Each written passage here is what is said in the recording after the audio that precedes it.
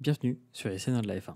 Dans chaque épisode, retrouvez toute l'actualité des sports mécaniques, des sujets sur les jeunes pilotes en Formule 3 et en Formule 2, et un débrief du dernier Grand Prix en Formule 1. On vous partage notre passion, des données, mais aussi des coups de cœur, tout ce qui nous anime à travers les sports mécaniques.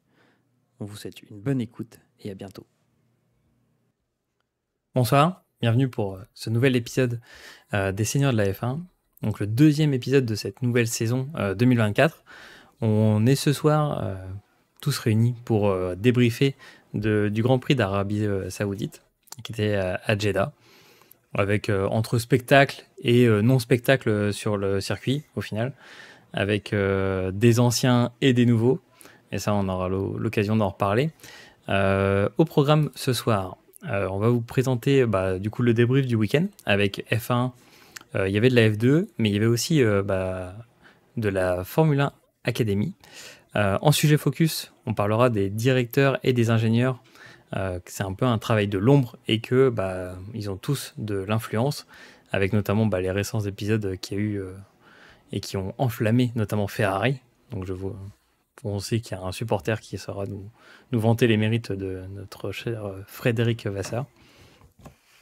Et en troisième point, on ira à Melbourne pour faire nos pronos et vous présenter un peu le circuit d'Australie. On revient un peu sur des circuits qu'on apprécie et qu'on aime, mais il faudra se lever tôt pour l'apprécier. Il n'y a pas que la F1 dans la vie, on vous débriefera de ce qui s'est passé aussi côté IndyCar et MotoGP. Bonsoir messieurs, bonsoir Alex, bonsoir Yo-Yo, comment ça va ? Ça va très bien. Comme à chaque épisode, j'ai envie de dire, on est toujours content quand il y a la F1 qui est de retour. Et en plus, avec quelques petits changements à Jeddah, même si on est dans le même format que notre précédent épisode sur rien à voir. Mais bon, on pourra en discuter tout au long de cet épisode. Oui, c'est vrai que c'est pas passé grand-chose et je pense que quand on était tous les deux dans le Discord en train de parler du Grand Prix, je pense qu'on s'est pas trop enflammé. Et le moindre petit truc qui se passait, c'était l'événement du circuit, quoi.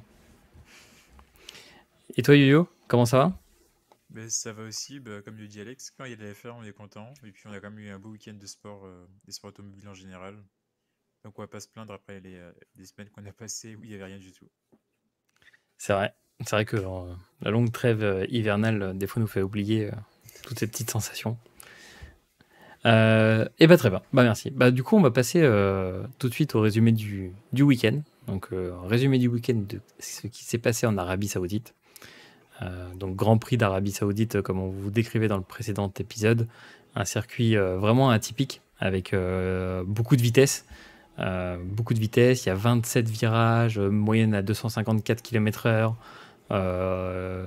La tête qui déforme les châssis de la F1. Pour la petite histoire, Oliver Behrman du coup, a tellement appuyé, il y a eu tellement de jets sur son côté gauche niveau casque que ça a déformé la coque de sa F1, ce qui est quand même assez significatif. Et la victoire, très surprise de Max Verstappen, qui du coup au bout des 50 tours a claqué les 25 points, 13 secondes d'avance sur le brave Sergio Pérez, Leclerc qui s'est battu avec ses armes est troisième, Oscar Piastri qui quand même signe une belle quatrième place, notre brave Fernando, donc le brave Fernando est toujours là, hein. toujours vaillant, Russell, Bierman, premier Grand Prix, on aura l'occasion d'en reparler, mais premier Grand Prix en F1, il est septième le bougre, donc c'est quand même pas rien. Lando Norris avec sa 8e place, Lewis Hamilton 9e, et pour finir dans les points, Nico Hülkenberg qui du coup marque les premiers points, il me semble, de l'écurie As. Et ça, on ne l'attendait pas directement dès le deuxième Grand Prix, au vu de la présentation de la monoplace. Mais au moins, on se rassure, tout au fond, on peut retrouver 2 DNF. Pierre Gasly, ils lui ont quand même donné un tour. C'est quand même généreux. Mais why not ? Qui a eu des problèmes mécaniques dès le départ, même avant le départ, il me semble. Mais avant, il a même pas fait, il s'est pas positionné sur la grille. Donc du coup, il est gratifié d'un tour, ce qui est bien. Et Lance Stroll qui a fait mumuse dans les pneus parce qu'il a tiré tout droit dans un virage et qu'il s'est explosé littéralement dans le sac de pneus. Et il aurait pu se faire très très mal, je pense. Parce que ça renvoie du lourd hein, quand on se tape tout ce paquet de pneus à forte allure. Et très bien pour du coup ce résumé un peu de ce qui s'est passé. Mais pour aller plus loin, est-ce que, messieurs, vous pouvez me donner vos tops et vos flops de ce week-end de F1 ? Et après, on partira sur tout ce qui est F2 et F1 Academy. Vas-y, Hugo, je te laisse. Mais top. Alors, la semaine dernière, on parlait de Verstappen. Moi, j'ai parlé de Red Bull au global. Perez, il est là où on l'attendait depuis 3 ans, c'est-à-dire deuxième place, même si on sait que la première, il ne pourra pas lutter. Mais deuxième place. L'écurie fait des arrêts parfaits, tout est parfait. Stratégiquement aussi. Rien à dire sur Red Bull. Après, Burman, comme dit Alex, je vais t'en laisser en parler. Mais week-end parfait pour un rookie. Et ensuite, ceux que je mettrais en troisième, c'est Russell. C'est bête, mais pour l'instant, en qualif et en course, il est devant Hamilton. Je crois qu'en qualif, c'est sa 4e ou 5e course de suite où il est devant Hamilton. Et en course, pareil. Donc, chemin parfait aussi pour Russell qui commence à prendre le lead et qui sera leader la saison prochaine chez Mercedes. Sur leader ? Je pense, franchement, tu peux mettre n'importe qui sauf Alonso à côté de lui et tu verras. Non, mais parce qu'on peut parler de peut-être Verstappen, tu vois. Oui, ça on verra. Mais je pense que si Verstappen arrive, on aura quand même ce sera un bis repetita de Hamilton. Ouais, c'est vrai. Donc, je pense qu'il se battra quand même. Il se laissera pas faire. Ouais, puis je sais pas pour vous, mais j'entends moins les coms de Mercedes maintenant dans les retours écurie. Je sais pas vous, mais Ouais. j'ai l'impression qu'il y a beaucoup moins de coms. Ok, bah merci. Des bons tops. Alex, tu veux surenchérir ? Je vais commencer par les tops, hein, bien évidemment. Alors, les tops, sans surprise, je pense que voilà, ça a été le driver of the day, Olivier Berman.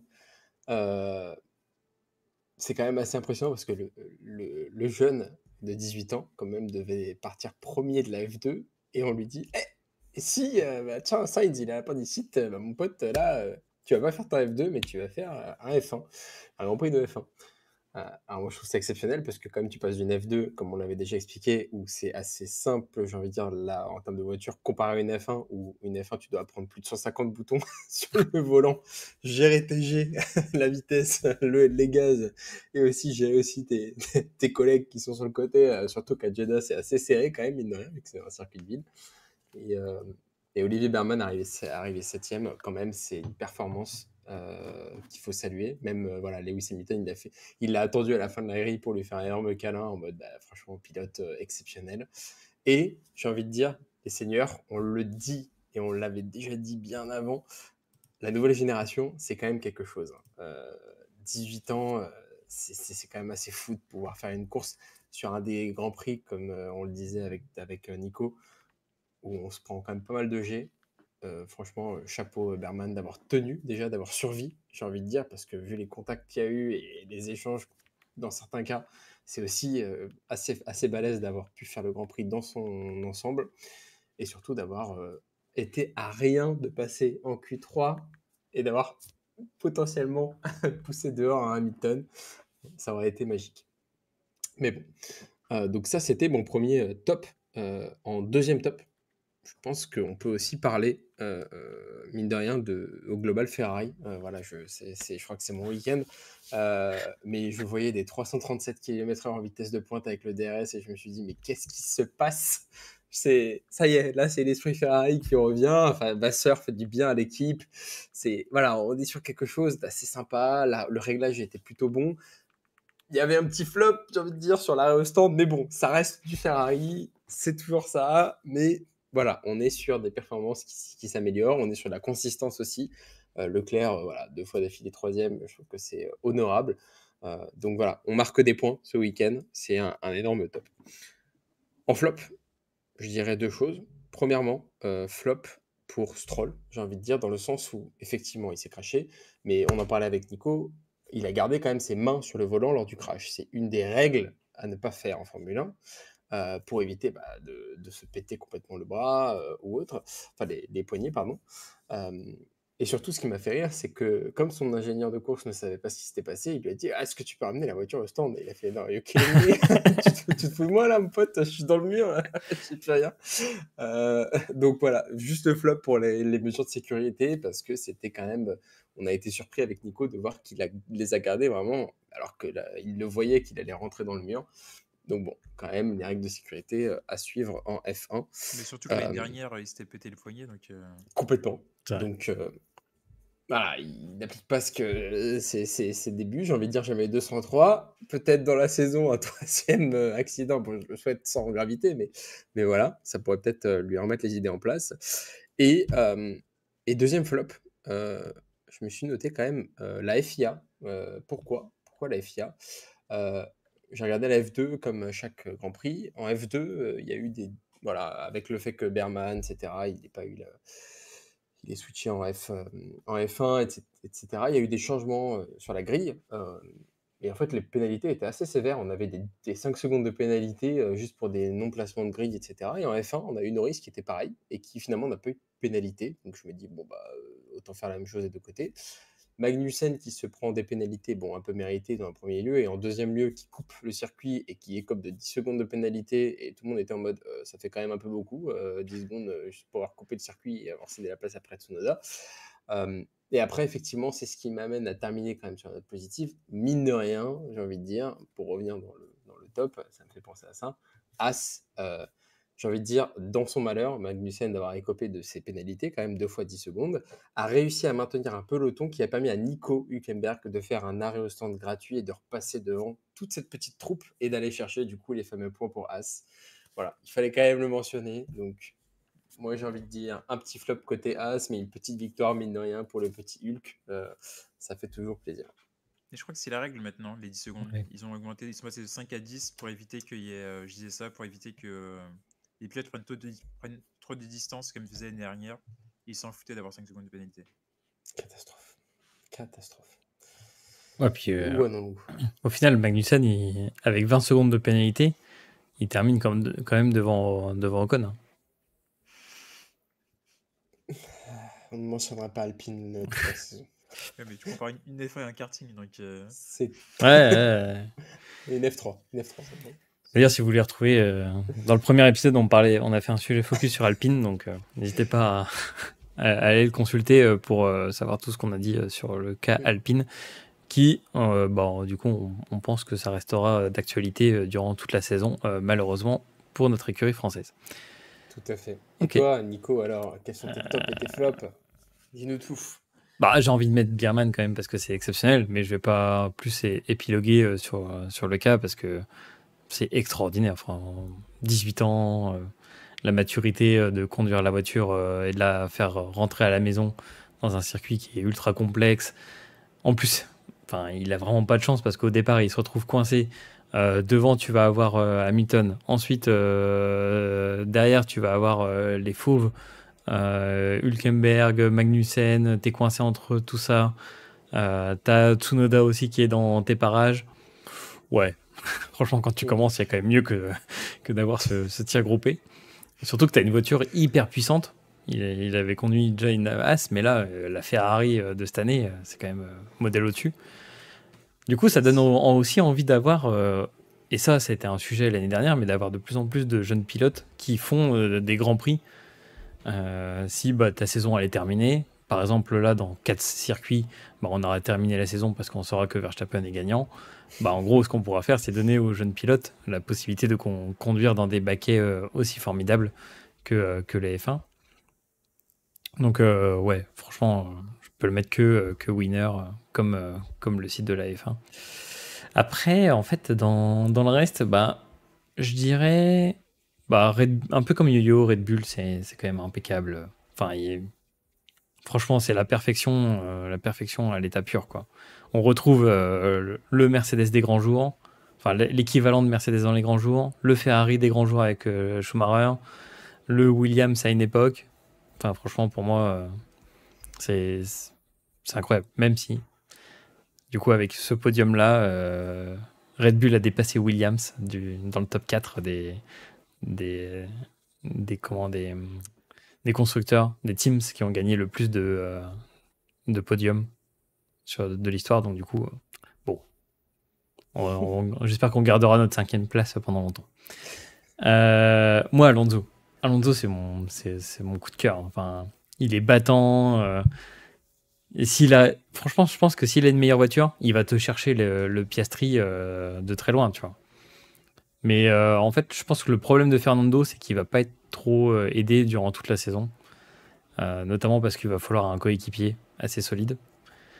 Donc, je pense que Fernando, il va devoir miser sur ses forces et il en a beaucoup. Mais ça serait bien que l'année prochaine, on le voit dans une top team quand même. Le retour du grand Fernando, pour moi, ça serait ça.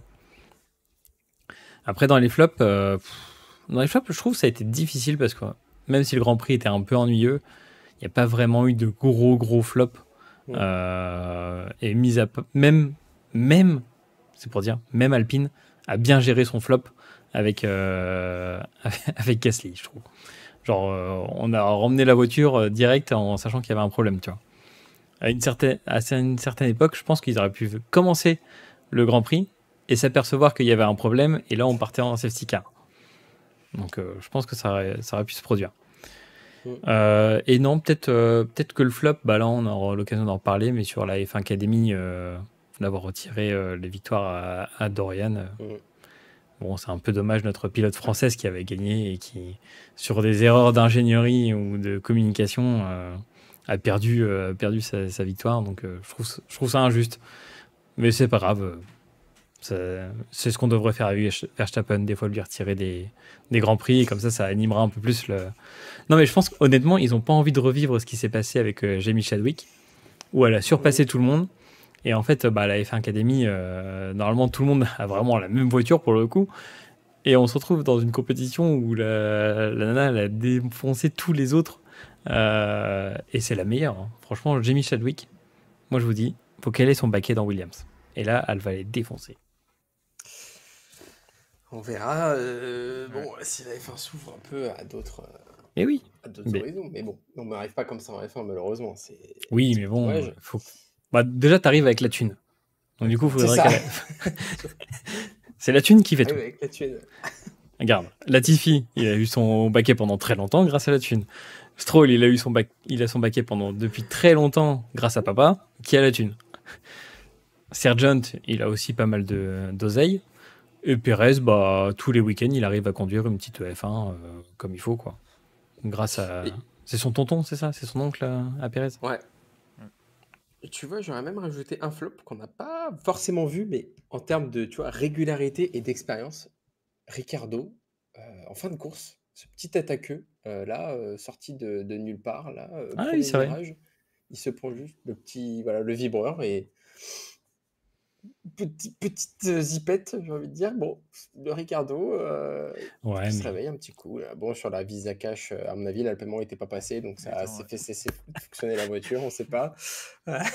C'était plus sans contact, là. Oh, pas mal. Pas mal, yo-yo. Ouais, mais tu vois, tout le monde l'a oublié, ce petit truc, parce que en face, t'as Stroll qui, lui, touche direct, tu vois. C'est-à-dire que quitte à défoncer la voiture, autant bien le faire. Voilà. Mais pour l'instant, ça veut dire que en tête des réparations, c'est Aston Martin qui est pour l'instant en tête. Des coups, oui, parce que si vous ne savez pas, il y a un petit classement qui se fait au fur et à mesure de la saison de quelle écurie dépense le plus en réparation. Et souvent, c'est ça qui creuse le gap financier à la fin de la saison, parce qu'en fait, il faut tellement réparer les voitures que ça coûte cher.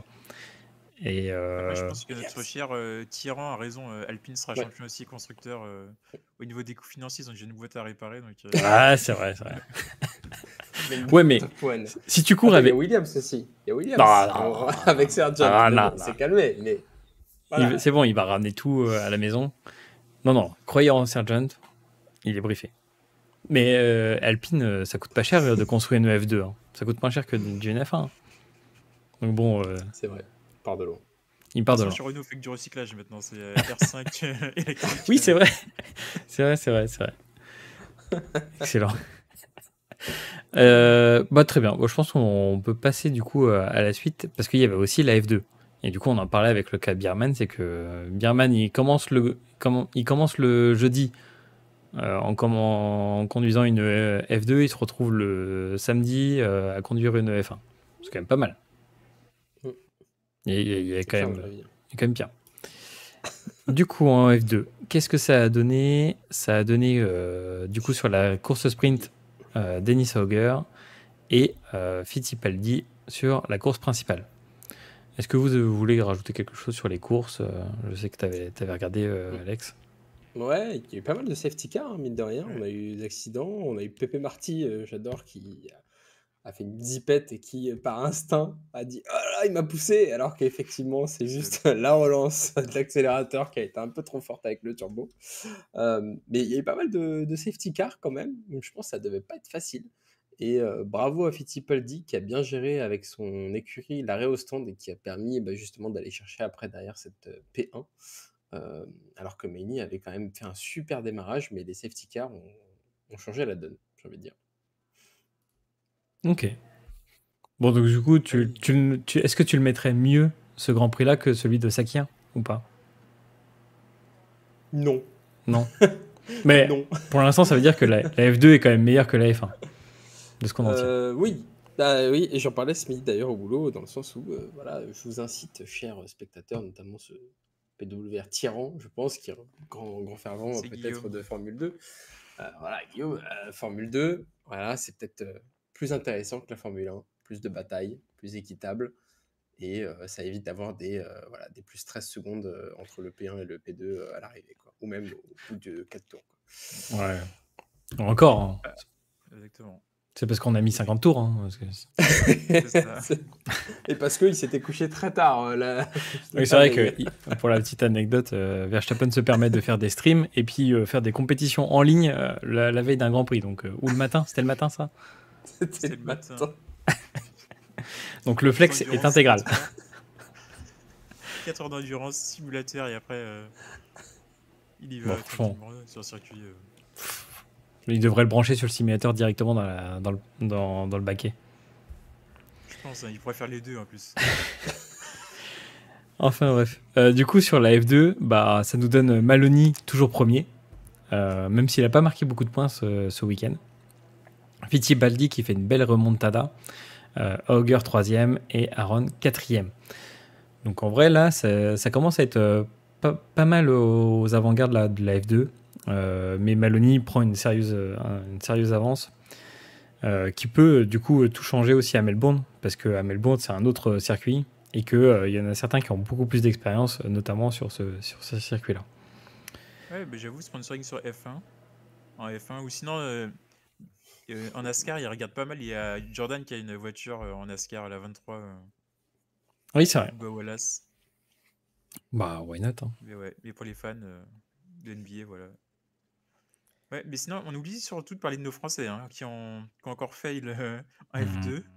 Ouais, mais... Je suis fâche, mais... Ouais, mais... On va en parler. Tu sais, bon...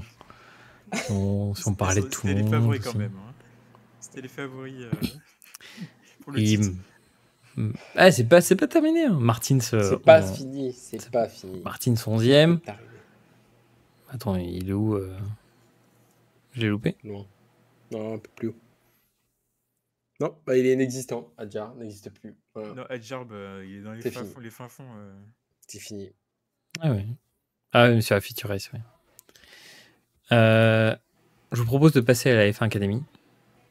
Résultat de la F1 Academy, avec ce scandale de Race 2. Donc du coup, on voit Dorian Pain. Là, normalement, ça aurait été Dorian Pain. Ah bah non, parce qu'on ne lui a pas attribué la victoire. À cause d'une erreur de communication. Je crois c'est ça, elle est passée 2 fois... Ouais, elle a fait le tour en fait, elle est arrivée, elle a pas vu le drapeau. Elle a refait un tour, en plus elle était en mode de tour chrono bien lancé, bien purple comme dirait Alex.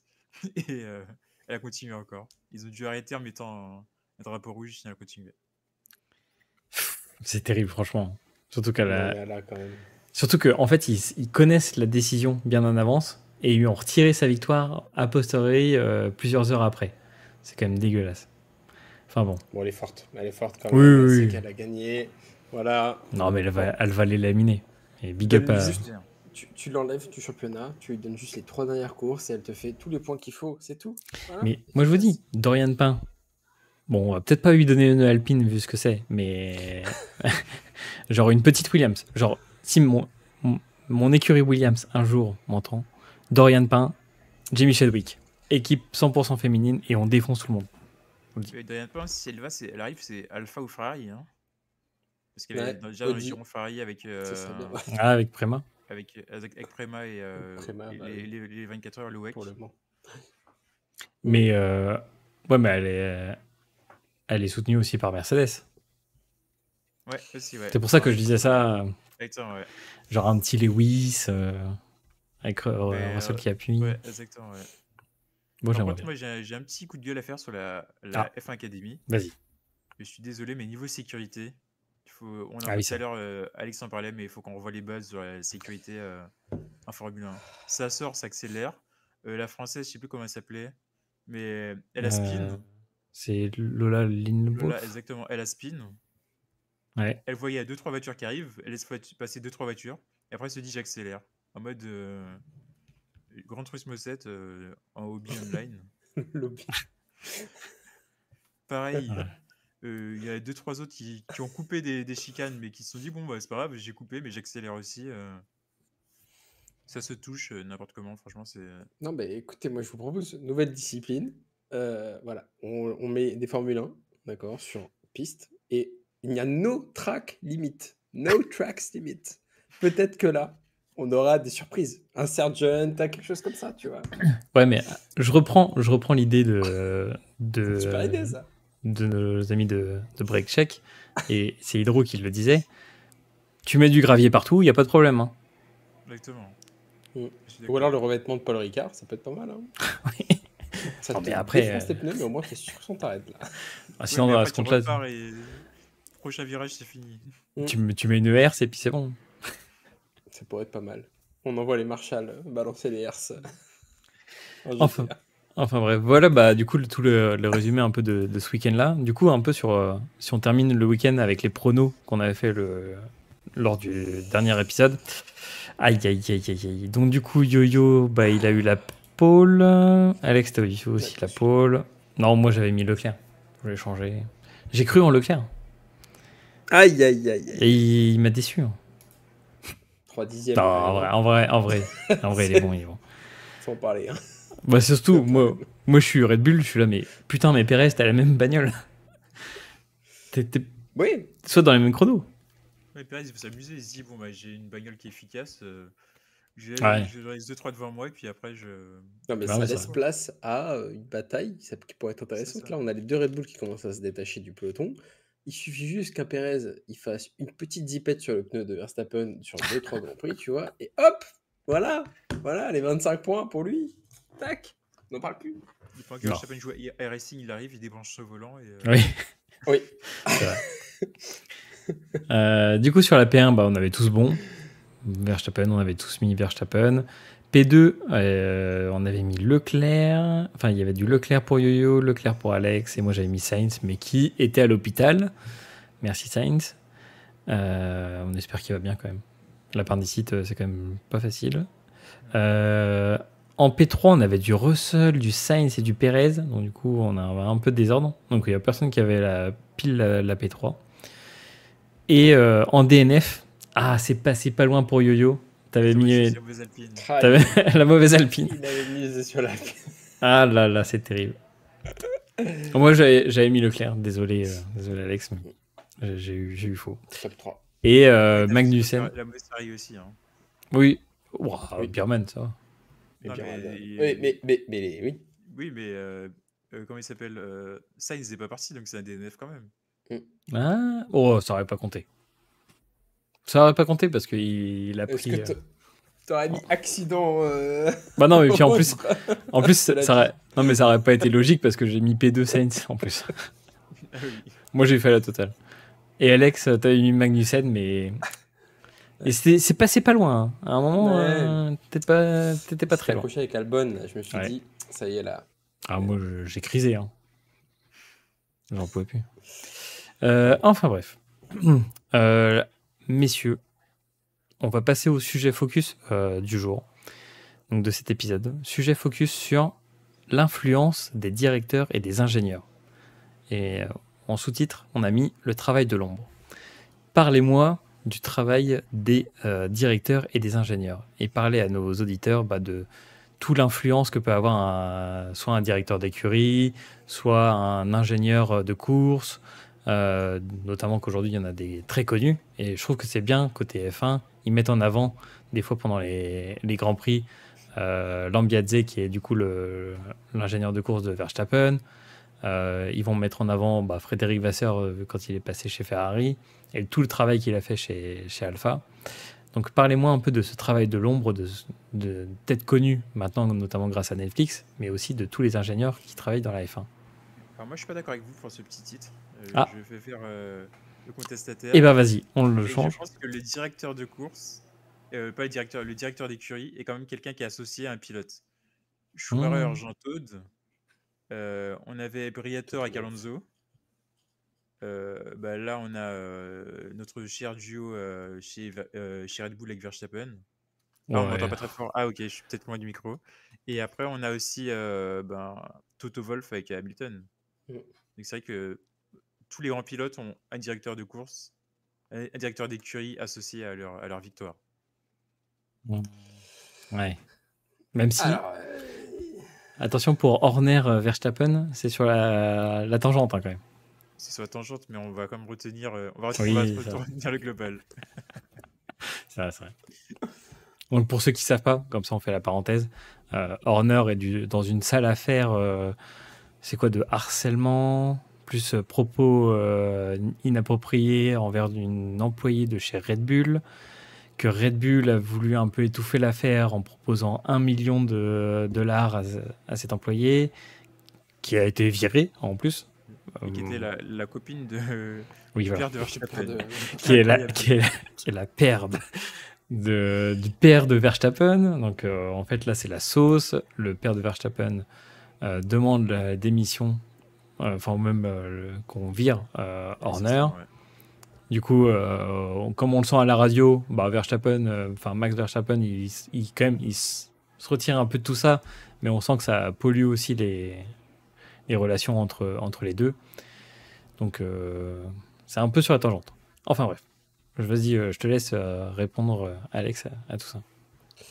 Ouais, alors on connaît tous nos fameux directeurs d'équipe. On a du Frédéric Vasseur, on a du Horner, on a du Toto Wolff. Et comme le disait si bien Hugo, il y en a certains qui ont couru dans le passé.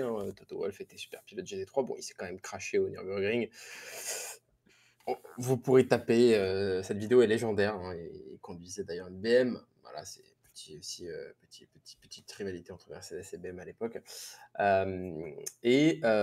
Frédéric Vasseur, quand même, moi je trouve que c'est quand même un mec qui fait du bien. Je me suis intéressé rapidement à ce sujet avant de commencer l'émission.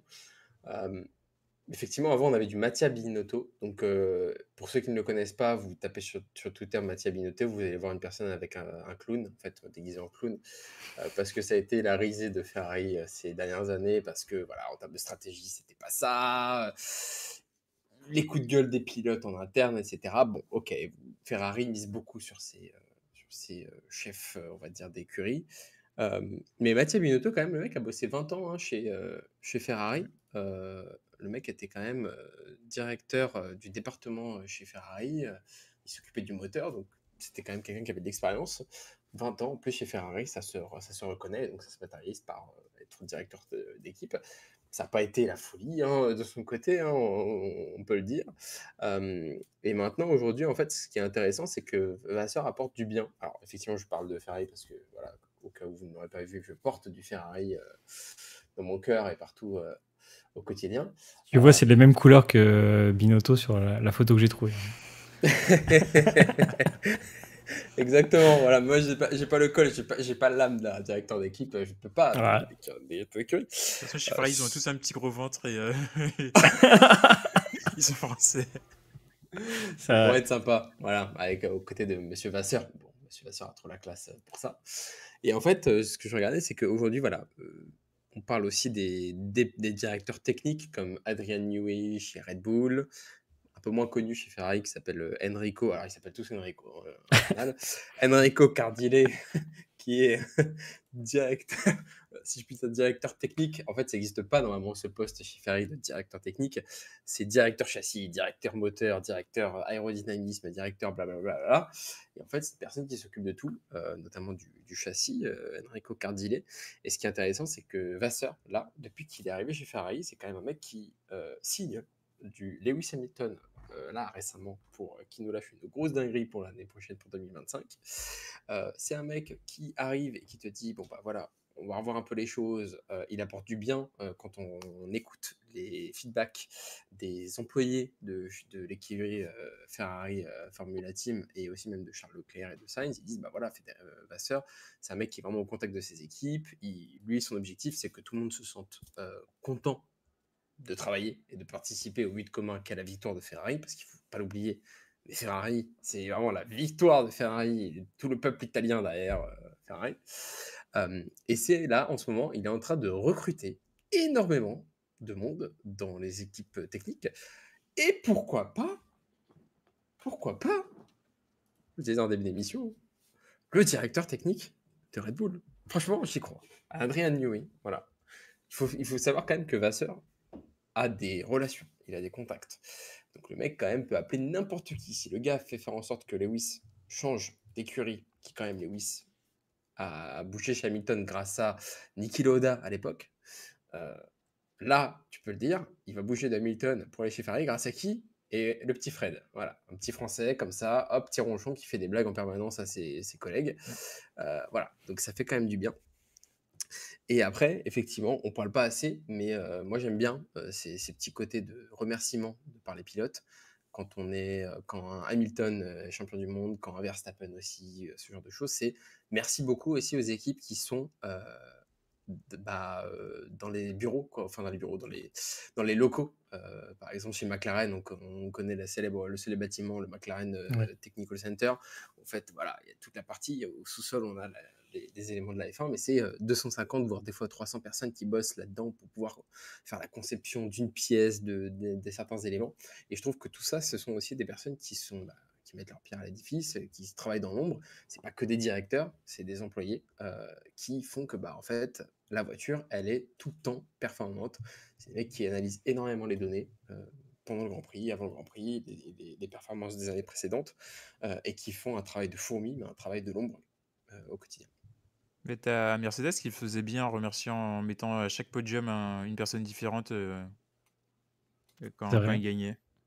C'est un peu, j'ai envie de dire, l'esprit Mercedes pour AMG, tu vois, tu signes ton moteur par le constructeur qui a assemblé ton moteur. Je trouve que c'est une belle preuve, bon, c'est les Allemands bien évidemment, c'est une belle preuve de reconnaissance pour des personnes qui ne sont pas forcément mises en avant, et tu te dis, tu profites d'un produit ou d'une voiture hyper compétente et où tu n'as pas la notoriété, alors que c'est des personnes qui font des études complètement dingues à l'époque pour des petites pièces, quoi.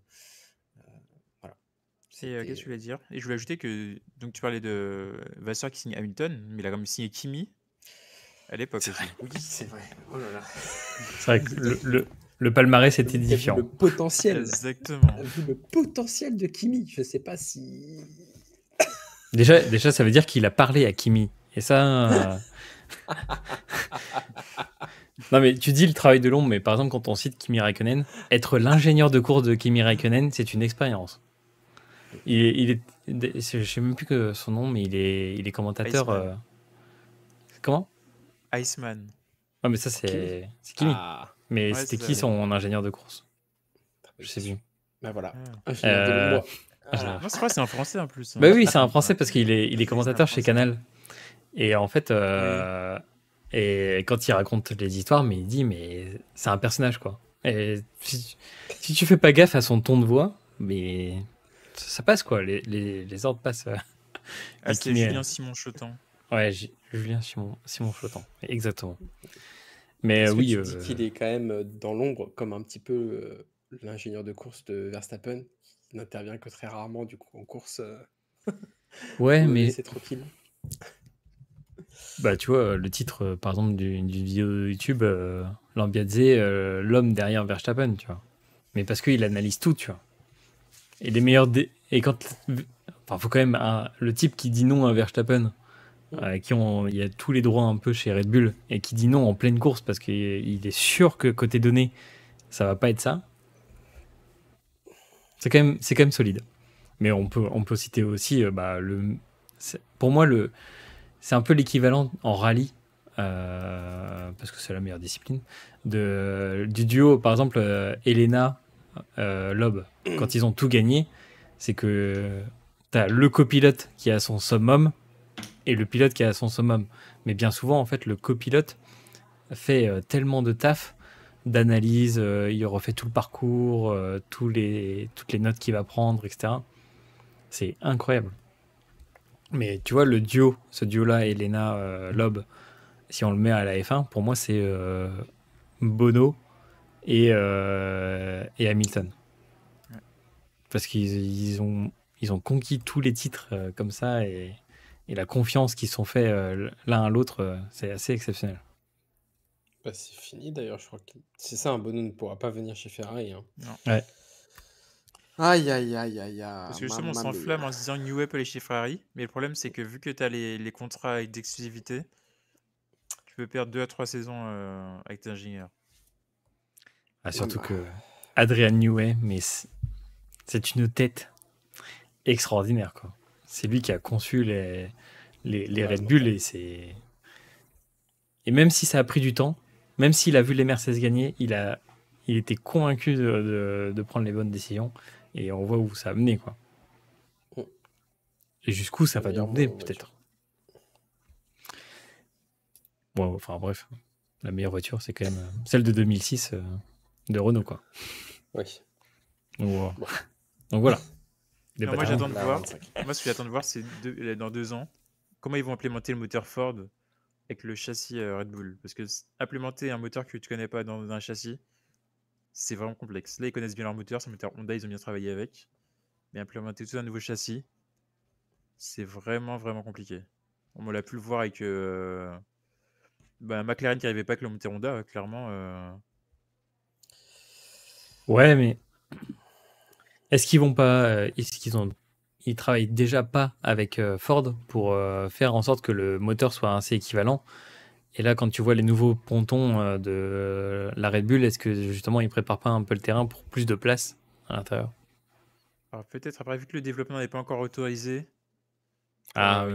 pour la saison, c'est compliqué à dire, vu que ce sera l'année prochaine qu'ils auront le... On connaît Red Bull, hein, c'est quand même des gens qui ont dit, oh bah, on a dépensé moins pour la cantine parce que c'était le Covid, quoi. Oui.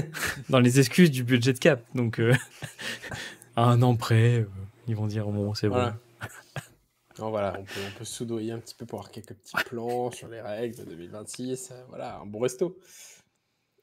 Non, mais c'est clair. Mais d'ailleurs, enfin, on en parlait un peu en préambule, mais Netflix a beaucoup aidé, je pense, le développement de l'image des ingénieurs et que ça soit un travail d'équipe, un des meilleurs travails d'équipe dans le sport automobile, même c'est pas un sport individuel, quoi. C'est un sport collectif où toute une écurie, toute une team est derrière toi. Et l'exemple parfait, c'est quand il y a un peu il y a eu la hype un peu Drive to Survive, avec notamment les coulisses de Red Bull. Bon, on voyait que tous les ingénieurs côté Red Bull gagnaient des follow sur Instagram, quoi. C'est quand même incroyable. Est-ce, Ça aide. est-ce que vous avez d'autres ingés ou d'autres directeurs en tête? On n'a pas cité Toto, hein, mais Toto est exceptionnel quand même. Toto, Incroyable. il serre les vis.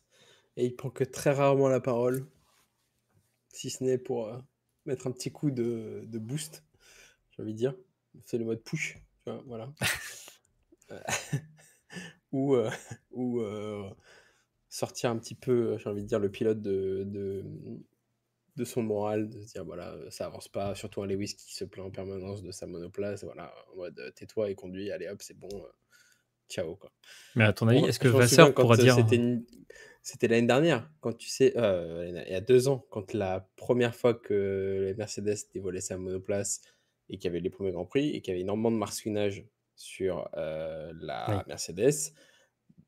Bon, Lewis, c'est normal qu'il se plaignait, Russell aussi. Et je me souviens, Toto Wolff avait pris le micro en mode on sait que c'est nul, mais conduis quoi. En mode, fais-nous ce Grand Prix, tais-toi, vas-y. Mais c'était, bah oui, il pouvait rien faire en fait. T'es lancé sur le Grand Prix. Et qu'est-ce que tu veux qu'on fasse? Oui, ça bosse à l'atelier, mais bon. Mais est-ce que tu penses que Vasseur pourra prendre les mêmes décisions avec. Enfin, les mêmes prises de parole que Toto Wolff avec Lewis Hamilton? Non, non, non. C'est un business. C'est un Alors, businessman. moi, je pense qu'il pourrait s'imposer justement. Là, Toto l'a connu dans l'âge d'or de sa carrière. Un Vasseur l'a connu dès le début. Lui a donné des ordres, lui a dit tu l'aides comme ça et tu y arriveras. Il pourrait dire ok, il sait où il m'a emmené. Et aujourd'hui, je suis là grâce à lui, donc il sait où il m'emmènera avec la Ferrari. Il n'y a pas tant. Pour combien de temps encore? Et Pas 2 ans. justement, C'est comme. 2 ans. Là, moi, pour moi, Hamilton, il fait une Ronaldo, quoi. Il se barre pour aller partir en retraite, quoi. Comment ça se fait vieux, le padré, hein? Oui, comme ça soit vieux, mais il n'y a pas d'âge. Quand tu regardes Alonso, C'est vrai Ouais, que mais Ronaldo est- Alonso, il nous fait une Benjamin Button. J'ai l'impression que, en gros, il rajeunit à chaque Grand Prix. Genre là, il était en trottinette, il prenait des TikTok. Genre, exactement. il est dans un autre univers, le brave Fernando. Mais c'est pour ça qu'on l'aime. C'est pour ça qu'on l'aime. Là où tu vois que Euh, les jeunes ont du mal, un Verstappen, il va pas faire long feu. Je pense que un Verstappen sera comme un Rosberg. À un moment, il va se dire stop, j'ai fait ce que je devais faire, on passe à autre chose. Un Alonso, les anciens, en tout cas, prennent du plaisir. On voit Magnussen, oui, ça. Hülkenberg, tu regardes Hamilton, Alonso, incroyable. Alors qu'un Tsunoda, je pense que sa pilote, pareil, on va dans quelques années, on n'entendra plus parler de lui. Bon, on pourrait faire limite un prono qu'on sortira, genre dans 3 ans. Vous voyez qui sur la Exactement. grille. C'est ça. Moi, je vous ai pas entendu sur un directeur que j'aime bien. Ah. Chez James, Williams. James Ah, Bowles. Il était chez Brown et il nous fait vraiment une Brown Exactement. GP, là. C'est ce qu'il a annoncé en mode D'ailleurs, je m'en pour ça, fiche sur ces 2 prochaines années, vous faites ce que vous voulez avec la monoplace, on prépare 2026. C'est ça. Alors là, c'est vraiment l'attitude quand il était passé chez Brown, quoi. C'est vraiment en mode allez, c'est parti, on mise tout sur 2026. La surprise. Mais bon, Nico, est-ce qu'il nous fait pas la même phrase qu'en 2022, où on avait les nouvelles monoplaces? Et pareil, il avait dit vous allez voir Williams au sommet. ouais, mais c'était pas lui. Oui, mais bon, j'ai envie de dire, c'est des attentes, des attentes. Ouais, Mais mais bon. il y a un truc qui me fait dire. Parce qu'en fait, je trouve qu'il y a une tournure qui est en train de se prendre dans certaines écuries, où en gros, on est en train d'avoir soit des directeurs qui sont très business ou très management, et tu as des ingénieurs. Genre Laurent Mekies, qui était l'ingénieur un peu de Ferrari, qui là est parachuté en mode direction, mais côté Red Bull Racing, Visa, Mastercard, je sais plus quoi. Et ben en fait, il se retrouve propulsé un peu directeur, mais il est ingénieur de base. Et là, James Wolf, c'est un ingénieur à la base.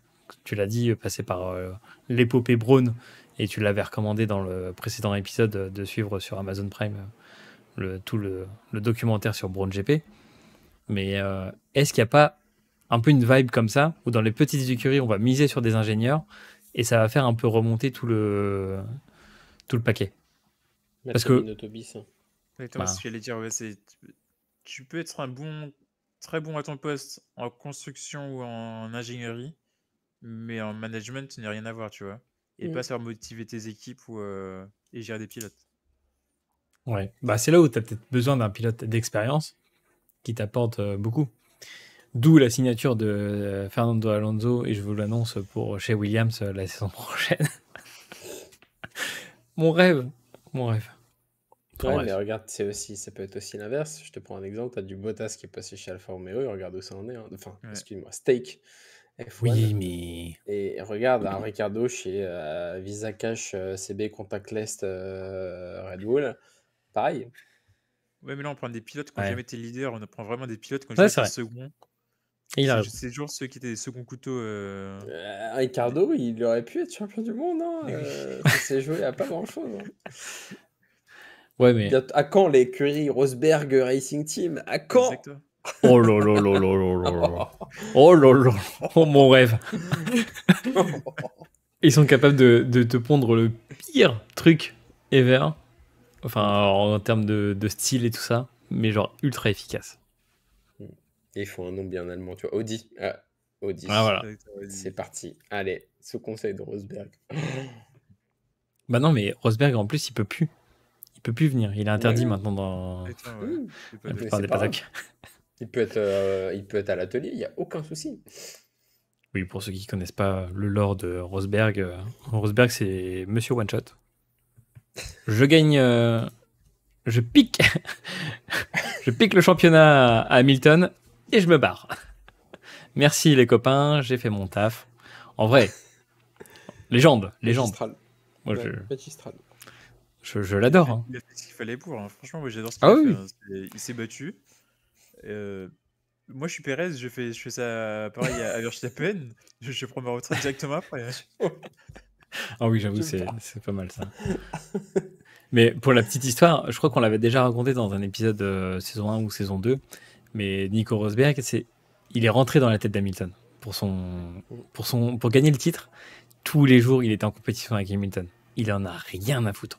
Genre, il y avait même, je crois que c'était Toto qui racontait, où en fait, il y avait des compétitions pour aller chercher le premier qui allait chercher un café à la machine à café du room, quoi. C'est-à-dire qu'en gros, tout le monde. Enfin, Rosberg, il courait devant Hamilton juste pour être le premier devant lui, et comme ça, il rentrait dans sa tête tous les jours, que ça soit à l'entraînement, au briefing, ou des trucs comme ça. C'est ça Après, qu'il c'est faut quand même faire. différent.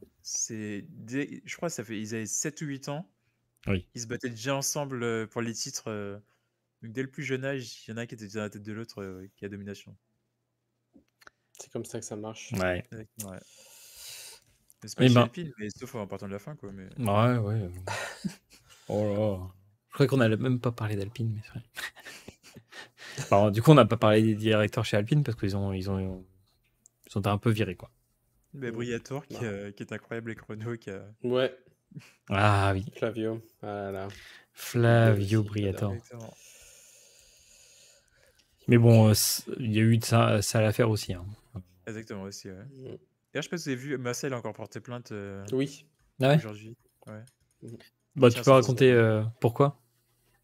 Mais c'est par rapport au Crashgate de 2008 qui lui coûte le titre lors du dernier GP au Brésil en plus, si je ne me trompe pas. Ouais. À Sao Paulo où tout le monde est content, Oui. on le voit arriver, Easy il est champion. Et ben non, il n'est pas champion. Et donc ça lui coûte son titre et aujourd'hui il porte plainte contre la FIA, contre tout le monde, je crois. J'en parlais vraiment en Ferrari. plus ce midi avant qu'il y ait l'article qui est sorti. Je racontais cette histoire où c'était le présentateur qui disait Is that Glock? Oh!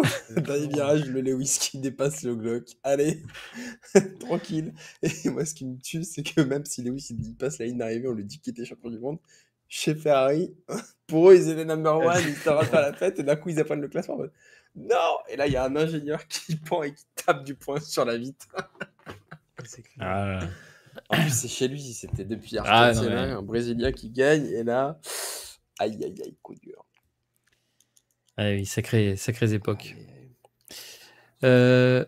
Est-ce que vous avez quelque chose à rajouter pour ce sujet sur l'influence des directeurs et ingénieurs? Non, je trouve que on ne peut que recommander F1 Manager si vous voulez vous entraîner à être directeur C'est vrai. de course, ce serait pas mal. Euh, je pense qu'on sera meilleur que Mattia Binotto, sans être méchant, dont je suis Ferrari. Mais là, il y a des moments où voilà, il faut savoir, comme on le dit, écouter le pilote également. Donc voilà, Bon, après, il y avait aussi les arrêts au stand hein, à une certaine époque. c'est vrai. Aussi, Catastrophique. Hein. C'est plus le cas. Si. Ouais, non, et on vous recommande, enfin, perso, je recommande le livre de Adrian Newey qui décrit comment il a construit les F1 de Red Bull.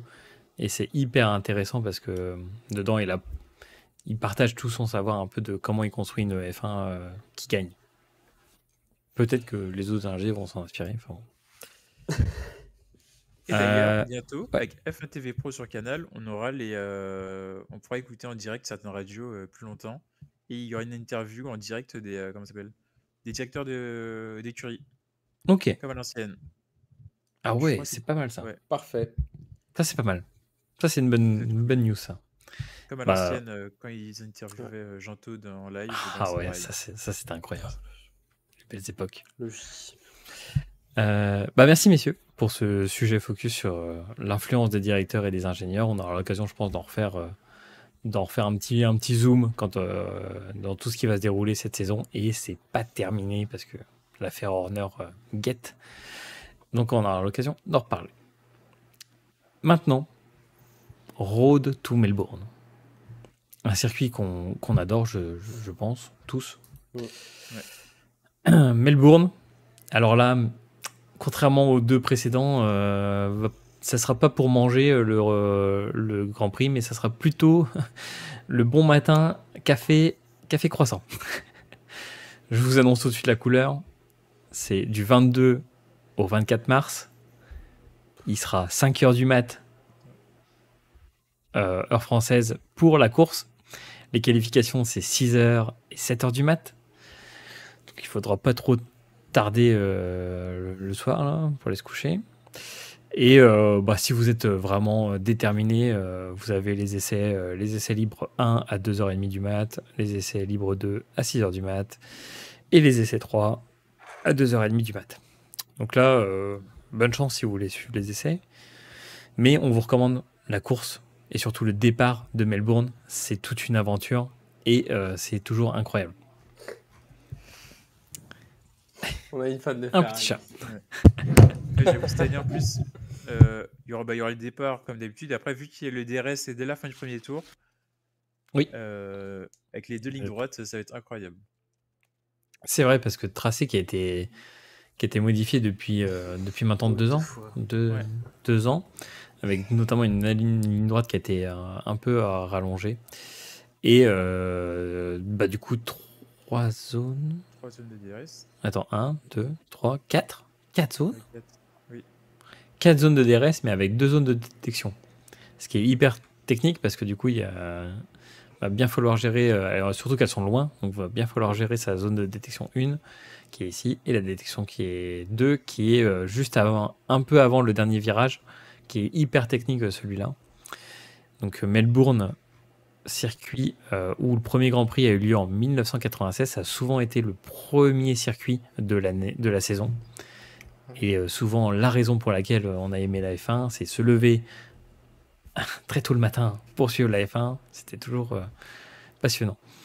Et puis en plus, à l'époque, on savait pas ce qui allait se passer, parce que maintenant, on sait que Red Bull domine dès le premier Grand Prix, mais à l'époque, on savait pas qui était premier, qui était dernier, combien de voitures a terminé le premier Grand Prix. Si après, il y a eu les tendances, Hamilton ou Schumacher, quoi. Oui, mais on avait quand même des belles surprises en qualif. Ouais. C'est vrai, As, ça. 6ème, des choses comme C'est ça, ça. en mode ouais, on est les winners, etc. Et juste après, en course, c'était catastrophique. C'est vrai, c'est vrai. Bah, à voir, ça se trouve, peut-être surprise, hein. On sait pas. Hein. Ouais. Tour record, Pérez l'année dernière, 1:20.235. Est-ce que ça sera battu? On pense oui. Ça sera aisément battu. Ça, c'est je 19-9, tiens à préciser que c'est en course. Hein, ça. en course. Oui, c'est en course, pardon. Et c'est les qualifs, c'est une un 17, autre. je crois, ou une 16. C'est un autre débat. Qualif, Alors, quand même. donc pour la présentation du circuit, c'est fait. Maintenant, on va passer au prono. Et on sait que vous aimez bien. Donc, 5 pronos à faire. La pole, la P1, la P2, la P3 et le DNF. Qui va laisser le baquet dans les graviers de Melbourne? Je t'écoute, Yo-Yo, pour la pole position. Verstappen, je suis désolé, mais. Ah là là. Il y a des points à aller chercher, là. Il y a des points. C'est clair. Aïe, aïe, aïe, aïe, aïe. On lui donne même une petite manette pour conduire sa F1, il y va tranquille. Alex, tu vas mettre Verstappen aussi?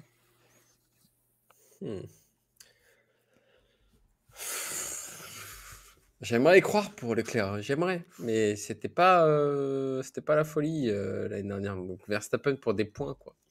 Ouais, grave. Moi, Leclerc joue à Monaco comme d'habitude, faire sa petite pole. Ouais, après, voilà. Ah ouais, ok. Il n'y aura pas de vent en Australie, ça gênera pas la Red Bull. Il y a trop de lignes droites. Trop de lignes droites. Et ben moi, je mets Piastri. Ouais, carrément. Chez lui. Piastri. Sans blague, là? Ah ouais, sans blague, sans blague. Ah oui, d'accord. Ah Il n'a pas l'âme d'un poleman, mais ok. Exactement. Il est mais trop jeune encore. mais l'histoire serait tellement belle. Non, Oui. Genre chez lui. non, non.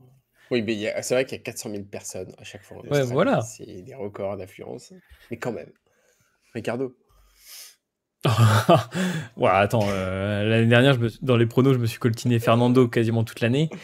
C'est pas pour mettre Ricardo. Eh, pas mal, Alonso, quand même. Oui, oui. Oui, mais bon, Ricardo, quoi. Exactement. Première place pour Yo-Yo. Le Verstappen. Ok. Ouais, tu peux le mettre partout. Hein. Exactement, tu mets le Verstappen partout. Perez deuxième et allez, Leclerc troisième. Oh Je lolo. cherche même pas à la taper 1, tu mets juste Yo-Yo / Alex / Nico, tu mets toujours la même C'est personne. ça. Voilà. Je crois que ça va être le bingo de P1, l'année. P2, en vrai, les Red Bull dominent tellement Mm. que. C'était le présentateur Ah ouais, belge ouais. sur F1 TV qui disait c'est encore pire que l'année dernière, quoi, parce que là, c'est les Exactement. deux Red Bull, quoi. C'est pas qu'une, c'est les deux. Donc, du coup, tu mets Putain, Pérez aussi en 2. Non, on va se calmer. On Leclerc. redescend un petit peu. Bah, en fait, j'ai peur parce que Leclerc, l'année dernière, il s'est pris en contact avec un Ouais. Stroll et il l'a fini dans le gravier et il pouvait pas repartir. Oui, mais Et là- je me dis, ouais, mais tu vois, s'il commence en P2, pareil, il sera en embuscade. Mais par respect pour mon écurie, je mets quand même Leclerc. Je me dis, voilà. Ok. Et en 3, tu mettrais qui? Mais un petit Alonso. Ah ouais. Ah, il était rapide l'année dernière, il aime bien l'Australie et je la trouve assez performante là quand même, la Aston cette année. Je sais, j'ai beaucoup d'ambition, mais C'est pas ça que je voulais faire. c'est mon Tac. top 3. Moi, je mets Piastri en P2. Ouais, Et Sainz, il sera revenu. Ouais. Franchement, je sais pas, ça dépend. Moi, je pense qu'il y a 2 semaines. Ouais, mais là, ça va être tendu, quoi. Ouais, c'est tendu dans 2 semaines, sachant qu'il y a le voyage, tout ça. C'est quand même long. Allez, vas-y, je mets Leclerc. C'est des surhommes quand même, les. Alors, le DNF. Allez, Le gros. DNF. Yo-Yo. Moi, je peux mettre Pérez. Ouh. Ouais. Et rappelez-vous, hein, il y a 2 ans, la voiture elle a lâché. Je me dis, il faut qu'à un moment donné, Red Bull, on trouve une petite faille. Ou alors, il se fait embarquer quelque part. Tu vois. C'est vrai. Ouais. Non, mais s'il touche, c'est avec Leclerc, tu vois. Donc, Non, mais il faut que tu te rabats, ouais. Enfin, il faut que tu te rabats. Non, mais c'est du people. Et toi, tu mettrais qui, Yo-Yo?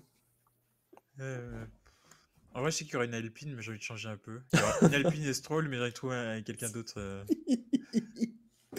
C'est vrai. T'as pas tort. Allez. Franchement, je sais Bottas pas. Ouais, je vois un Bottas sur Magnussen, mais j'hésite. Ah. Allez, à Hülkenberg, allez. Ouh. C'est pas normal qu'une As fasse Aïe, deux aïe, aïe. bons Grands Prix de suite, En plus, il va faire chaud. Ouais. Non, soit il fait chaud, soit il pleut, donc en vrai, la As, ça va pas tenir. Moi, je mets Zou. Hmm. Mais Je- défaillance. Pas à cause de lui. Voilà. Défaillance. En fait, si vous voulez miser sur un DNF, surtout le premier virage, il faut miser en peloton, quoi, en milieu de peloton, quoi. Et puis c'est tout. Exactement, ouais. Soit mais le peloton, soit tu prends une Alpine, t'es sûr qu'il y a une des deux qui finit. Aïe. Les mots sont durs. Mais oui, mais ça pique de voir Alpine au fond. Aïe. Oui, non, mais c'est sûr. Est-ce que vous avez vu la pub Canal avant le début du Grand Prix ou pas? Non. Juste avant le début, t'as une pub qui dit si vous voulez voir une voiture française gagner ou un Français gagner, inversez le drapeau Ah oui. néerlandais. C'est la pub Burger King, non? Exactement, ouais. Ouais, c'est vrai. Ah ouais, c'est comme ça. Sûr. Merci pour vos pronos. Bon, on verra dans 2 semaines. Vous n'avez pas dit DNF, il n'y a que moi qui ai dit DNF, non? Ah si. Moi j'ai dit Zou et Alex il a dit Perez. Ah oui, c'est vrai, ouais. Donc c'est bon, on est tout bon. Un DNF Red Bull, c'est x2, les gars. Hein. Non. Non. Non, parce Faut qu'on. oser, hein. Non, mais on C'est connaît. x2, hein. Tu mets Verstappen, je te fais le x3. Non, non, pas Verstappen, Bah justement, voilà. Perez. Ah, mais pourquoi pas Verstappen. Mais Pérez, il est capable. Non, Pérez, par manque de chance. mais vas-y, je te fais le. Je vais Par dans ton manque de sens pour chance. ton prono. Il tire tout droit. Genre en Australie, il est capable. Bac à Ouais, gravier, il y a du gravier. Faut pas oublier qu'il y a du gravier. Oui. ok. Et en fait, dans les DNF, je trouve que ce qui est intéressant, c'est qu'on prend tous ceux qui sont hors track, enfin en track limite sur tous les autres grands prix sans gravier. Tu rajoutes du gravier, c'est plus la même. Aïe, aïe, aïe. Parce que quand tu vois le dernier virage avec le petit bac à gravier bunker, combien ont mis juste la première roue et c'est resté bloqué, quoi. On verra, mon cher ami. Perez, out. Alors, rappelant que aussi les stands, les arrêts au stand doivent être très bien maîtrisés en Australie. Donc, je te fais une petite dédicace côté Ferrari, mais bon, à vous de gérer, quoi. T'inquiète, Ah oui, je on est là. sais pas. Hein. Et j'ai envie de dire, voilà, ceux qui ont envie de se lever tôt ou ceux qui rentrent tard, voilà, la soirée, samedi soir, faites-vous plaisir. Là, il y a prescription. Mais c'est vrai que j'avoue, limite, tu dors pas. Hein. 5 heures, ça se termine à 6-7 heures. Enfin, 6h30, 7 Bah heures. ouais.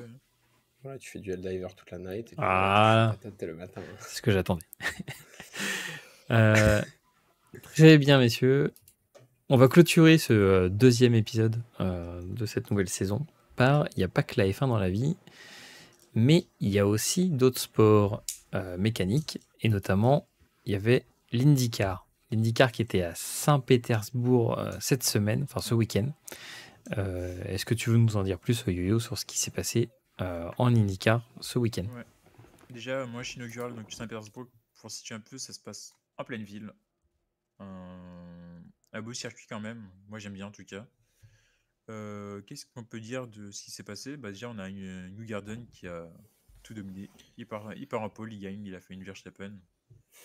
On a un Grosjean qui est encore maudit et qui n'a toujours pas terminé une course à Saint-Pétersbourg. Donc, autant dire que ça commence à piquer. Après, certes, il y en a une petite écurie, mais on voit encore les mêmes erreurs qu'on voit depuis l'année dernière et il y a 2 ans aussi, où il cherche un trop en fer et ça finit dans le mur ou en contact avec d'autres pilotes. Donc là, il a abandonné, mais on ne sait pas si c'est à cause d'un incident mécanique ou si c'est le contact qui a eu lieu 4 ou 5 tours avant. Donc c'est vrai que c'est compliqué. Et sinon, toujours autant de spectacles. Moi, j'adore regarder l'IndyCar. Franchement, tu peux t'ennuyer en F1, mais en IndyCar, tu as plein de dépassements. T'as Palou qui est parti 14 ou 15e, qui a fini P6. Euh, voilà. T'as les push to pass, comme j'expliquais la semaine dernière, qui te permet de dépasser. T'as encore les stratégies. Dès qu'il y a un drapeau jaune, tout le monde rentre au stand et ravitaille. C'est incroyable. Donc je recommande. Prochain Grand Prix, je crois que c'est dans 2 semaines aussi. Je sais pas, Je vais te dire ça. Alors, tout. Bon, on a déjà, ils nous mettent les gains. Tac, tac, tac. Et ben, c'est annoncé le 24 mars. Ouais, c'est ça, ouais, dans 2 semaines aussi. Et c'est où? Tac, tac, tac.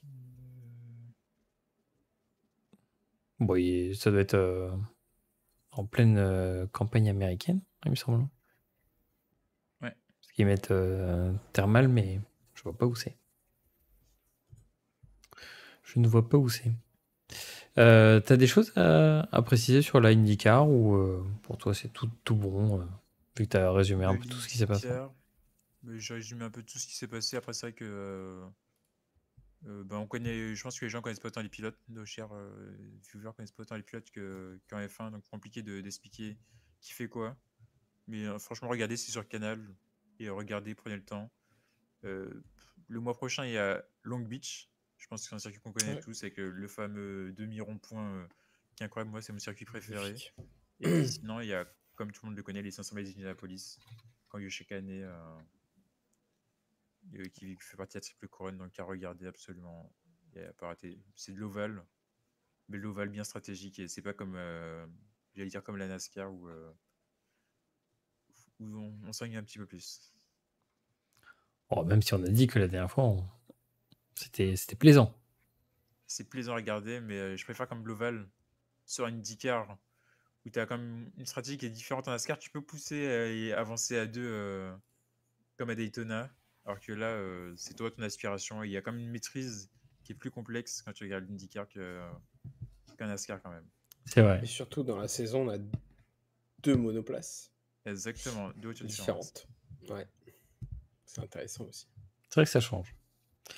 NASCAR, Euh, si je recommande de regarder la NASCAR, tu vois, c'est plutôt les circuits routiers où c'est totalement différent. Bon, on a vu au moins une NASCAR, et quand tu Ça. regardes la course sur le circuit routier, bon, bien, ils connaissent pas les limites de piste, mais c'est Ouais. vraiment incroyable à regarder des voitures qui s'appuient les unes sur les autres, etc.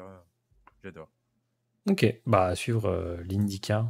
J'ai vu que tout à l'heure j'étais sur toutes les photos. Vous avez aussi sur le site de l'IndyCar pas mal de vidéos qui présentent un peu Ouais. tout ce qui s'est passé durant les week-ends et etc. Donc on vous encourage en plus. Enfin, niveau style, ça ressemble quand même à une monoplace type F1, mais il y a plein d'aéros aussi à l'intérieur qui rentrent en ligne de compte. Plus au lieu d'avoir un simple halo comme un F1, vous avez une petite protection en PVC. Ouais, Et Roscreen. le screen, ouais. Et ça joue bien son rôle à de nombreuses reprises. Mhm. Et d'ailleurs, si on peut donner la comparaison entre une F1 et une IndyCar, on est plus sur une F1 1.5 entre une F1 et une F2. Voiture plus complexe aussi, avec moins d'assistance. Bon, on l'a évoqué l'année dernière, la saison dernière, dans un de nos podcasts, mais c'est vrai que les voitures sont plus complexes, plus à l'ancienne. Hmm. Euh, et puis on a quand Ouais. même des pilotes de F2 qui font la transition aussi, Oui, c'est pour vrai. certains. C'est vrai, IndyCar. ça. Eh ben, merci Vio pour l'IndyCar. Il y avait aussi le grand retour, et ça on en a souvent parlé dans les saisons précédentes, de la MotoGP, parce que c'est incroyable. Le spectacle qu'il y a en MotoGP, plus tout ce qui est en train de se passer, aussi l'engouement, les pilotes qui prennent aussi plus de hype, et ça fait que cette saison, je crois, va être incroyable. Et qu'est-ce qui s'est passé? Du coup, c'était au Qatar, premier Grand Prix de la saison en MotoGP. Et c'est le brave tenant du titre, 2 fois tenant du titre en plus, Francesco Bagnaia, qui a gagné sur Ducati. Est-ce que quelqu'un veut rajouter quelque chose sur la MotoGP et prendre le mic? Il n'y avait pas eu débat ce week-end sur le Grand Prix, ça a été reporté. Il y avait eu des décalages, non? Il me semble. Il y a eu 1 heure de décalage par Ouais. rapport à l'horaire habituel. Ils avaient fait la suite ou les qualifs le lendemain ou... Ouais, Ouais. exactement, oui. Les qualifs ont été décalés et les essais libres aussi. Les essais libres 2 ont lieu samedi matin, alors qu'ils étaient censés C'est avoir lieu ça. le vendredi après-midi. Ils ont été avertis aussi que le Moto 2. Ah oui, parce que vous avez dans le Grand Prix généralement de moto, vous avez Moto 3, enfin, un peu comme les F1, vous avez Exactement, ouais. la catégorie 3, la catégorie 2 et la catégorie 1. Et ouais, il y avait tout ça qui avait un peu décalé, mais au final, le spectacle était là. Enfin, c'était incroyable. Il restait quoi? Il restait 1 seconde 3 entre du coup le vainqueur Ouais. Francesco Bagnaia et Bordel. Binder. Ensuite, il y avait 1 seconde 9 avec Martin. Mais là, on a du très lourd cette année, je pense, en MotoGP. Et moi, ce que j'ai aimé, c'est que la course sprint, en fait, le résultat de la course sprint est différent de la course principale, alors on aurait pu se dire, ok, ben, la course sprint, on Mm. sait qu'il a gagné, on peut s'imaginer que Martin gagne les deux facilement, alors que pas du tout. C'est vrai. C'est vrai qu'il y a eu des résultats différents. Du coup, vu qu'il y a eu sprint, est-ce que au classement, ça nous donne un peu le même tiercé. Du coup, Bagnaia, Binder, Martin. Et le prochain, Deux calendrier. semaines aussi, je crois, 23-24, je crois, ils ont tout mis. Ah, ça s'enchaîne. Ouais, du 22 au 24 mars. Et là, c'est à direction le Portugal, avec du coup dans l'Algarve. Magnifique, c'est le même circuit qu'en camp F1, il me semble. Portimao, ouais. Portimao, qui est incroyable au niveau dénivelé. On vous encourage à regarder les on-board, donc les caméras à l'intérieur des casques ou juste derrière les pilotes. C'est incroyable le dénivelé qu'il y a sur ce Grand Prix. Affaire à suivre côté MotoGP. Et du coup, on Avec aura. les Ducati, Ouais, les Ducati, voilà. c'est incroyable. Du coup, c'est quoi, pour préciser à nos auditeurs, l'histoire Ducati un peu qui a. Alors, en fait, en MotoGP, c'est assez particulier. Il y a les voitures, les motos du constructeur. Et après, il y a des équipes satellites donc, qui utilisent la moto, soit la moto de l'année précédente, avec quelques modifications. Mais ils prêtent leur technologie pour que d'autres personnes puissent l'utiliser. C'est un petit peu comme Porsche le fait actuellement en WEC, pour ceux qui suivent le WEC. Mm. Et on a Bagnaia qui est sur la Ducati officielle. Et par exemple, Martins qui est sur une Ducati d'une équipe satellite. Et c'est un petit peu l'humiliation quand tu te fais quand même battre par l'équipe satellite qui n'a pas tes ingénieurs et qui reprend juste ta moto. Ça, c'est arrivé quand même à plusieurs reprises l'année dernière aussi. Et l'année dernière, on a fait un scandale avec la team satellite qui bat le constructeur. Ça, c'est incroyable. Et en plus, cette année, petit lore, il y a Alex Marquez et Marc Marquez qui sont dans la même team. Donc, à voir comment ça se passe. Par contre, pour nos Français, ça va être très dur, je pense, cette année. Quartararo et j'ai perdu le deuxième Zarco. nom. Zarco. Johan Zarco. Ça va être très dur cette année, donc voir comment ils peuvent s'en sortir dans toute cette panade. Bah, merci messieurs pour ce récap. Est-ce que vous avez des recos, des choses à ajouter par rapport à ce qui s'est passé cette semaine ou de manière générale sur tout le monde du sport mécanique ou de F1, MotoGP, endurance ou autre. Vendredi, il y a 12 heures de Sebring vendredi. Alors, c'est pas samedi, pas dimanche, mais c'est vendredi. Donc, ça commence vendredi soir. Il y en a 12 heures de Sebring en IMSA. Donc, plutôt côté endurance, si je ne dis Exactement, ouais. pas de bêtises, si j'arrive à retrouver le lien. Donc, tu as aussi t'avais différence entre IMSA et WEC, c'est ça? Exactement, ouais. Mais après, tu peux avoir des voitures engagées sur les deux. Donc, c'est deux Mais, catégories différentes, pour préciser. alors, ouais, avec les GTP et les GTD en IMSA. Alors que nous, c'est les LMDH et les hypercars en WEC. Ok. Et du coup, par exemple, si les gens se rapportent au Mans, tu es plus sur. Tu peux avoir différentes catégories. Enfin, au Mans, ça regroupe un peu différentes Exactement, catégories. ouais, c'est pareil. Là aussi, t'as les GT aussi comment ça s'appelle en IMSA. Comme ça. Ok. Cura, etc. Exactement, ouais. Et puis t'as notre chère voiture comment ça s'appelle? Qu'on aime bien voir là, celle qui est dinosaure, en Ah dinosaure oui, aussi. Ouais. Ah oui, là j'étais 3. Exactement, la ouais. GT3 Dinosaure. Porsche. Elle est incroyable. Exactement, ouais. Dédicace à tous ceux qui l'aiment. C'est ça. Pour le petit En tout lore, cas, à suivre. à l'avant. L'avant est Elle avec bouge. une bouche de dinosaure et en fait quand elle bouge sur le tarmac et bah, du coup ça fait comme si elle mangeait le goudron. Bon, petit épisode rigolo côté Mais à suivre, voiture. en tout cas, le WEC. Ok. Parce que la dernière course, on a eu les trois premiers ont fini en Ouais, une seconde Ouais. en IMSA, donc C'est vrai je que recommande la c'était bataille assez tout le incroyable. temps. Ouais. Ouais, très bien. Et, Alex, tu as une reco, quelque chose qui te passe par la tête? Non, à part de se préparer pour se lever très tôt ou se coucher très tard pour la F1. Ah ça va, t'as le temps, c'est dans 2 semaines. Ça laisse le temps de se préparer, oui. Et après, la même chose au Japon. Ouais, mais attends, justement, petit point horaire. Quand allez-vous vous On aura réveiller? le décalage horaire aussi. Enfin, le décalage. On aura 1 heure en Ouais, plus. une heure, ouais, en C'est vrai plus. En que moins ou plus, voilà. en plus, ouais. Ça sera 7 heures au Japon. Ah, Ouais, c'est ça va. mieux qu'en luxe. Grand luxe, hein. Et puis Mais, Japon, c'est très bien. Il va à 7 heures, et puis avec la pluie, le Grand Prix commence à 9 heures ou 10 heures.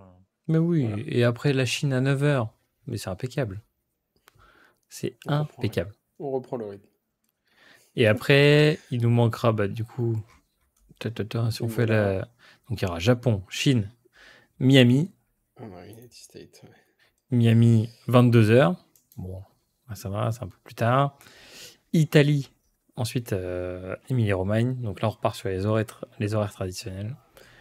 Et là, on est bien. Oh là, la suite, elle est insane. Hein. Italie, Monaco, Canada, Espagne, Autriche, Grande-Bretagne, Hongrie, Belgique, Pays-Bas, Monza, Azerbaïdjan, Singapour. Ah, attends, fais voir, Monza, c'est quand? Monza, c'est Monza, Spa, excuse-moi. Spa, c'est du 26-28 juillet. Ah, donc cette année, c'est avant la trêve estivale. L'année Exactement, dernière, ouais. c'était après. Ça, Ouais, chaque c'est année, avant, ça oui. change. Ouais, mais bon, c'est pas parce que c'est en juillet qu'il va faire beau. Hein. On connaît. Hein. Non, cette année, ils ont pas pu la faire après parce que t'as les 6 heures de Spa qui a lieu, le centenaire qui a lieu C'est vrai. à ce Ah oui. moment-là. C'est vrai, c'est vrai. Très bien, messieurs. Eh ben, il ne me reste plus qu'à vous remercier. À vous remercier pour ceux qui nous écoutent soit en replay, soit ceux qui ont suivi le live. Et puis, bah, du coup, on vous souhaite de bonnes semaines et on se retrouve du coup dans environ 2 semaines pour débriefer un peu de ce Grand Prix de Melbourne qui se passera du coup du 22 au 24 mars et où il faudra se lever à 5h du mat pour le regarder. En attendant, on vous fait des bisous et puis bah du coup, passez de bonnes semaines. Au revoir. Merci d'avoir écouté cet épisode des Sénats de la F1. S'il vous a plu, n'hésitez pas à le partager tout autour de vous et à le noter 5 étoiles sur votre plateforme de streaming préférée. On se retrouve bientôt pour un nouvel épisode. Pour rappel, Les Seigneurs de la F1 est un podcast 100% indépendant créé par des passionnés pour des passionnés ou des gens qui cherchent à en savoir plus sur le sport automobile et plus particulièrement la F1. En attendant, on vous fait de gros bisous et à bientôt.